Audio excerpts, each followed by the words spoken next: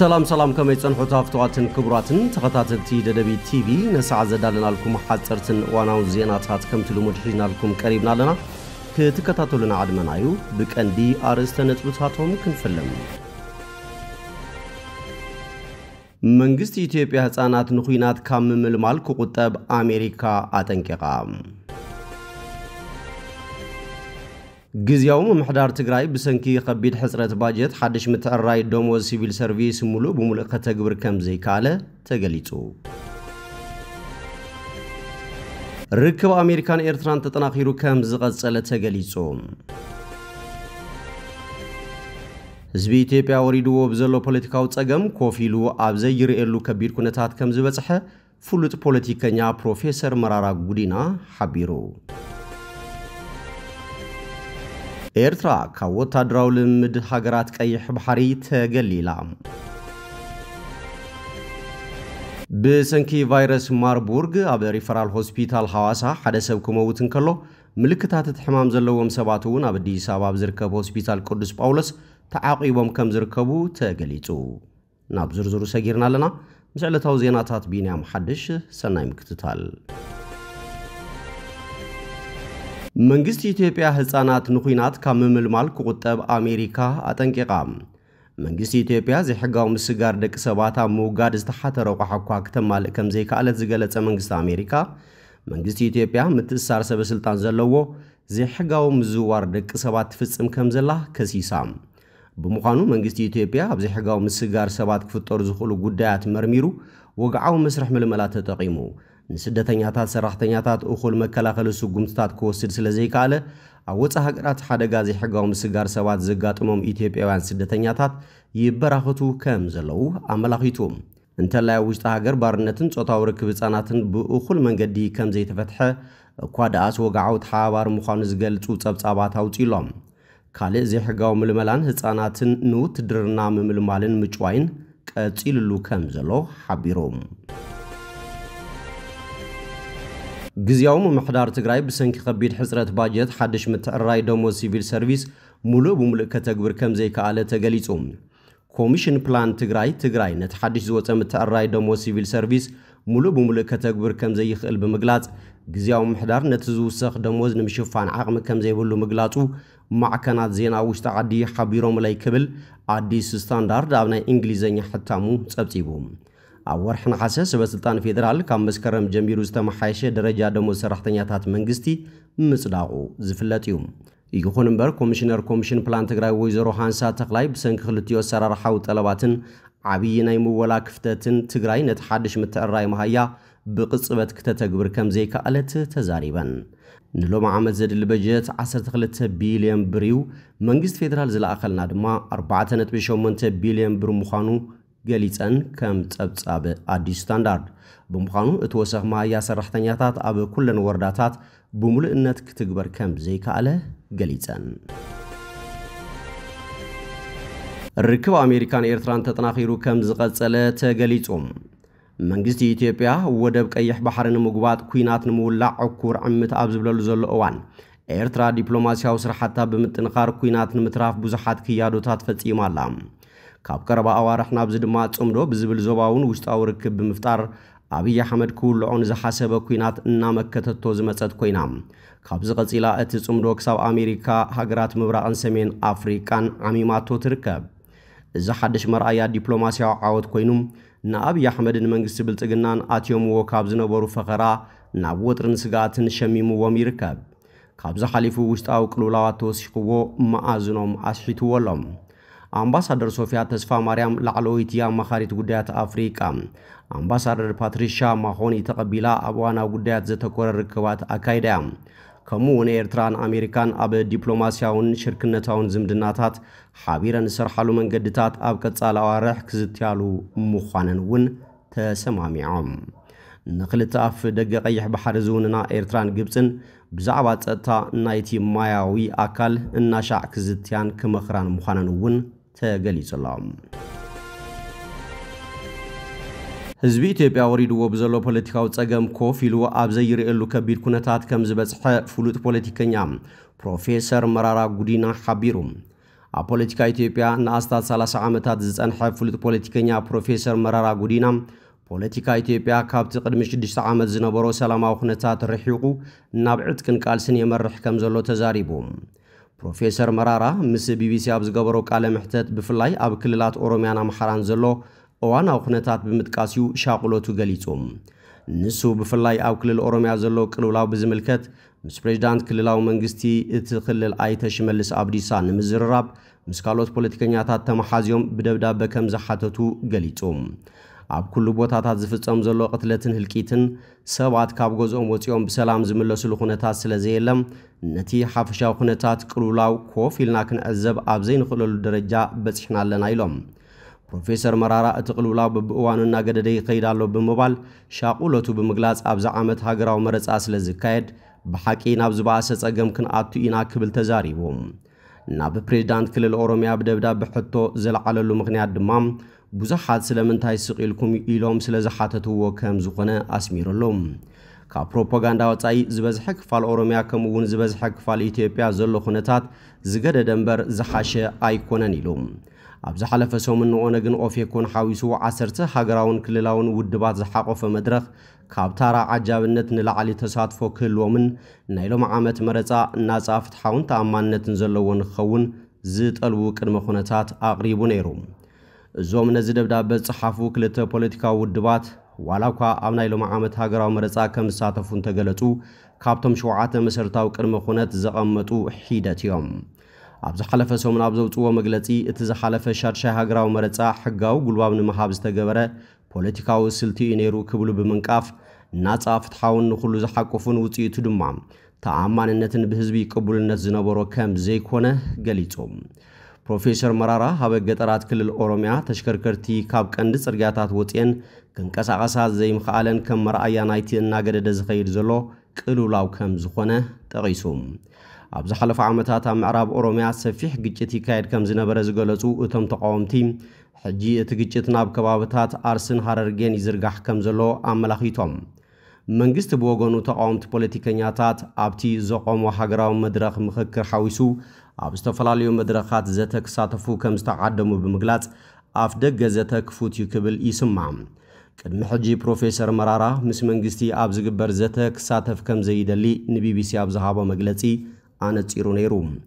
ኣብዚ እዋን እንታይ ተቐይሩ ንዝብል ሕቶ ቢቢሲ ኣብ ዝሃቦ መልሲ ድማ ንኸም መርዓ ዝኣመሰለ ነገር ኣይኮነን ክንዕደም ንደሊ ልዝብ ግን ኣብና ኣይንፈልጥን ኢሉ ብዙሓት ፖለቲካዊ ውድባት ተኣኪቦም ይውዕሉ እዮም ኣብዝታት ዘይንሳተፍ ብዙሕ መኽሰብ ስለዘይብሉ እዩ ካብ ዘተ ስለዝሃደምና ኣይኮነን ናብቶም መድረኻት እቲ ቀዳማይ ሚኒስትር ክዛረብ እዩ ዝመጽእ እቶም ዝተረፍና ከም ንፉዓት ተምሃሮ ሕቶታት ንሓትት እሞ ምላሽ ይህብ ድሕሪኡ ንፍደስ ይብል ፖለቲካ ኢትዮጵያ ናብ ጫካ ተደፊኡ ዝበለ ፕሮፌሰር መራራ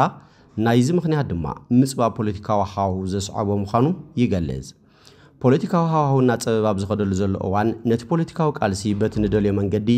ኩነታትን ደረጃን ክንፍጽሞ ኣይንኽእልን ኢና ዝበዝሕ ግዜ ዝእሰሩን ዝድፍኡን ደገፍትናን ኣባላትናን እዮም ነቶም ዝእሰሩ ኣባላት ተቃውምቲ ምግቢ ንምቕራብ እውን ጸጋም እዩ ንኣስታት 7 ዓመታት ሰላማዊ ሰልፊ ከም ዘይተገበረ እውን ጠቒሱ ቅድሚ 5 ዓመት ኣብ ገለ ቦታታት ንንቀሳቐስ ነርና ሰባት ክውሕዙ ጀሚሮም ነይሮም መንግስቲ ሰንቢዱ ይመስለኒ ኣሽንኳይዶ ሰላማዊ ተቃውሞ ሰባት ኣብ ገዝኦም ዝኾነ ነገር ክገብሩ ይጽገሙ ኣለዉ ኢሉ ኣብ ዝተፈላለዩ ከባቢታት ዝርከባ ጨንፈር ኣብያተ ጽሕፈቶም ምዕጻው ንምንቅስቃሶም ከም ዝዓገቶም እውን ገሊጾም ፕሮፌሰር መራራ ኣብ ዝሃቦ መግለጺ ቅድሚ 6 ወይ 7 ዓመት መብዛሕትኡ ጫካታት ኦሮሚያ ሰላማዊ እዩ ነይሩ ከባቢታት ኣምሓራ ኣብ ከምዚ ዓይነት ተኽሲ ሙሉእ ብምሉእ ኣይኣተወን ነይሩ ሕጂ ግን ፖለቲካ ዝያዳ ግጭት ኮይኑሎ ክብል ወሲኹ ተዛሪቦም ኣብ ፖለቲካዊ ስርዓት ተስፋ ዝሰኣኑ መናእሰይ ኣበይ ከም ዘለው ፍሉጥዩ ኣብ ገለ ቦታታት ብኣማእተ ሽሓት ብጸቕጢ መንግስቲ ኢትዮጵያ ብፍላይ ኣብ ኦሮሚያን ኣምሓራን እቲ ጸገም ናብኡ እዩ ዘምርሕ ዘሎ ክብል ይገልጽ ኣብ ክልላት ኦሮሚያን ኣምሓራን ብረት ዘለዓሉ ዕጡቓት ጉጅለታት ኦነግን ፋኖን ዝንቀሳቐሱ ዘለው ኮይኖም ኣብተን ክልላት ሰላምን ቅሳነትን ጠፊኡ ህዝቢ ድማ ኣደዳ ጥይትን ድሮንን ኮይኑ ተባሂሉ እዩ ዝግለጽ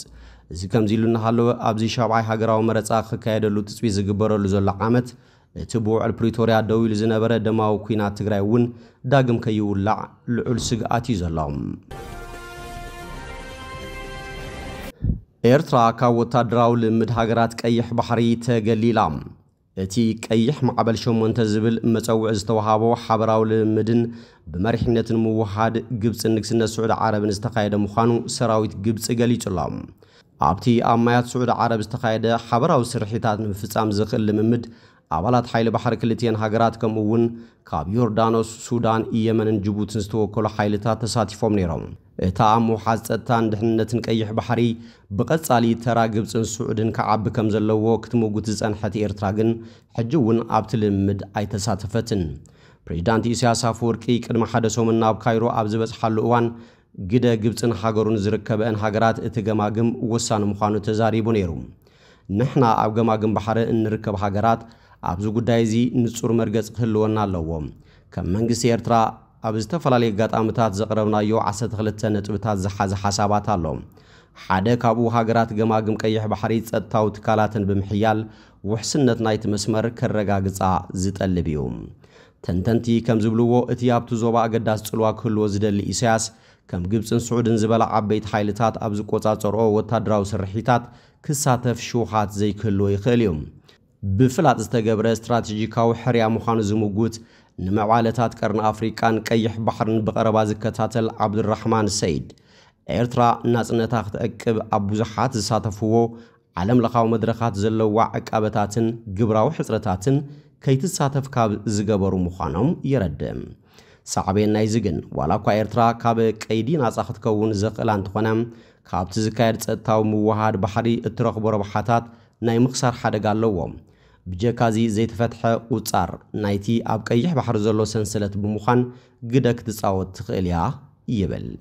እተን ካልኦት ሃገራት ናይቲ ዞባ ዝገብርኦ ምትሕግጋዝ ሓይሊ ባሕሪ ክዕወት እንተኾይኑ ድማ